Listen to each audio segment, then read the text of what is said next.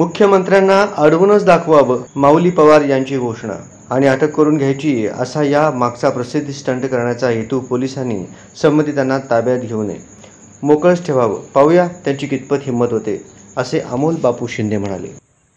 काल सोलापूरमध्ये स्वघोषित मराठा समन्वयक माऊली पवार जे विकास आघाडीचा अजेंडा चालवत आहेत, लोकसभेत टेंडर अजून सुद्धा विधानसभेपर्यंत न्यायचा आहे, या दृष्टिकोनातून ते काल सांगत होते की राज्याचे मुख्यमंत्री सोलापुरात येत आहेत, त्यांना आम्ही पाऊल ठेवू देणार नाही.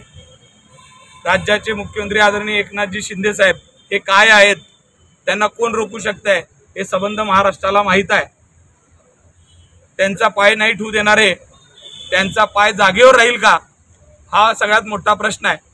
मी पोलीस प्रशासनाला विनंती करतो की जे महाविकास आघाडीचा अजेंडा चालवणारे, महाविकास आघाडीचे सोबत घेऊन स्वतःला नेता समजणारे यांनी स्वतः समजून घ्यावं की यांना कुठेही अटक करू नका, तर यांना मग कळेल की राज्याच्या मुख्यमंत्र्यांचं काय आणि आपण काय.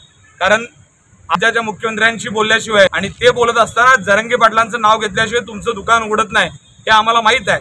मनोज दादांचं नाव घेतलं तर मराठा बांधवाला असं वाटतं की माझ्यासाठी बोलतोय, पण हे माझ्यासाठी बोलणं नाही, तर स्वतःची दुकानदारी चालवण्यासाठी माऊली पवारनी केलेलं वक्तव्य आहे.